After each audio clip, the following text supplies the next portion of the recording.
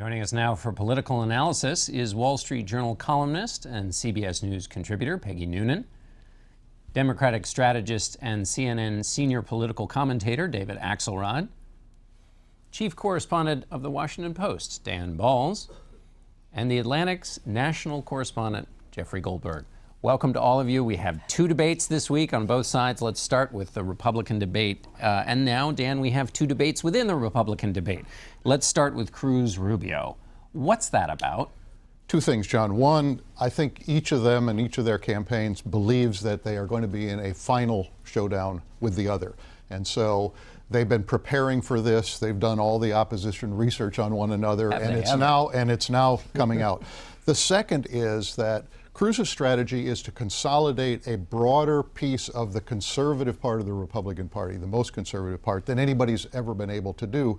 And Rubio is trying to crowd into some of that territory.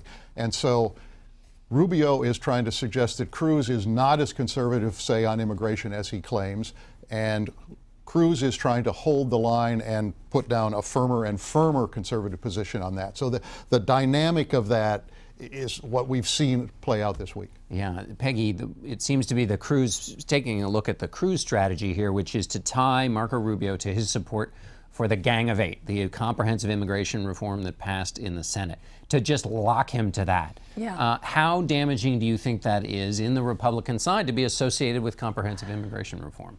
Well, we'll see. It's not where the base is. I think if we've learned anything this year, it is that the base of the Republican Party is against illegal immigration and wants something done. The establishment elites, the top, if you will, has for 15 years not been so anti-illegal immigration. So there's a difference. And if you're a candidate right now, you're trying to talk to the base of the party. I think part of what's going on with Cruz and Rubio is that by the end of New Hampshire, say, there's going to be Trump and there's going to be two viable non-Trumps, and each of them, Cruz and Rubio, is trying to be the top viable non-Trump. I sort of think that's going on. I also think Rubio is trying very hard to paint Ted Cruz as someone who simply isn't trustworthy. He doesn't tell you the truth. I think that's what's going on there. Right, that's the bigger message in what he's doing. David, when you look at this, it seems like what happened is Marco Rubio now has to own his sponsorship of the Gang of Eight comprehensive immigration reform. And as Dan said, Ted Cruz has now gone from, for whatever reason, flirting with the idea of legalization.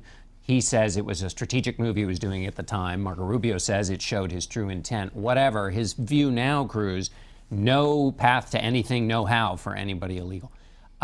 Which of those positions would do better in a general election context? Well, obviously, the more severe a position you take against immigration reform, the more difficult it is. We saw Mitt Romney struggled with this in 2012. He ended up with 27% of the Hispanic vote, which was really crippling for him. George W. Bush, who was the last Republican to win, won 44%. And we're becoming a more diverse country with each election. But the interesting thing to me about the fight between these two, Rubio's clearly trying to obviate what he sees as a vulnerability. I think it's a larger vulnerability within the party than the issue itself. Notice Cruz always calls it the Schumer-Rubio bill. It's the notion that he was complicit with Democrats, and the base of the Republican Party is tired of Republicans being complicit with Democrats. They're frustrated. They want more purity. And Ted Cruz has played to that. Ted Cruz understands where his base is. Marco Rubio's tried to please every faction of the Republican Party, and he may just end up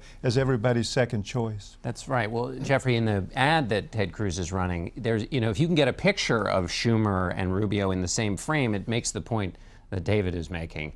Whereas the Rubio case against Cruz is one that is more, you have to kind of follow what he used to say, and you get kind of a back and forth. Right. Well, no, but I mean, going to Peggy's point, it's about trustworthiness. And if Marco Rubio can convince some of the Republican base that Ted Cruz is no different than the Washington politicians he claims to hate more than anyone else in the race, then Rubio feels that he's getting somewhere. But I would go back. This is the worry if you're Rubio, just to add on to something David was saying. The worry that you're Rubio is that you're everyone's fallback date. And he could be extraordinarily popular and come in second or third everywhere. And I think that's my sense from talking to people over the last week is that the Rubio campaign is now seized by this concern. Well, what is Rubio's path, Dan? I spent some time this week talking to folks in Iowa, and they thought, well, it's not happening here. Ted Cruz is on the rise, and they want to find a path for Marco Rubio, but they didn't see it. It is hard to find.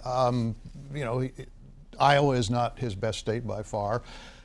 New Hampshire is a muddle right now. Donald Trump stands above everybody else, but that state is in flux, and you can see from the new polling numbers that you all have this morning how much dynamism there is in that race. South Carolina at this point doesn't look particularly good for Rubio. There are some Rubio people who think it ultimately could be. It leaves you with Nevada. And as we've talked before, of the first 4 states, Nevada is the 5th. It's in importance. It just doesn't have the kind of weight that the other 3 have. So he has to figure out a way to be high up in all of those states and hope that that's enough to keep him moving. Because that goes back to your point, Peggy, about a non-Trump candidate. I mean, the way people I was talking to were talking about it this week is they put Trump and Cruz in the same basket. So they're looking for a mainstream candidate, and they were hoping that Rubio would come out of this debate not being that, and he didn't, and the field is split. There are several non-Trump candidates. Yes, and there's the sense that Cruz is on the up-a-later in some way, and Rubio is on the down-a-later. I want to mention something that I think the Republicans are making a mistake on. The cumulative effect of what they say at their debates.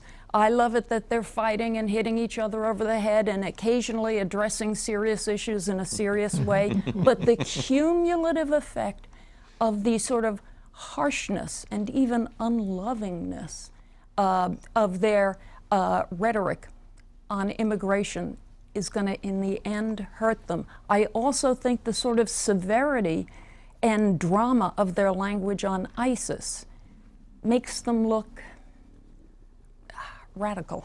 Do you know what I mean? As opposed Panicky? to people Like panicky? Not panicky, Jeffrey, but extreme. Does it Do you know what I mean? There's a belligerence to the Yes, talk. there is. That's it goes actually beyond the word. muscularity And to it's belligerence. yes, and you don't carpet have to be bombing. belligerent. I mean, when you start talking about carpet bombing whole cities, Yes, in and turning response to a number. deserts to glass and stuff like that. You can be very strong, very definitive, very seriousness, but not use this harsh, severe, Except over-the-top rhetoric. It's misunderstanding their own base, I think.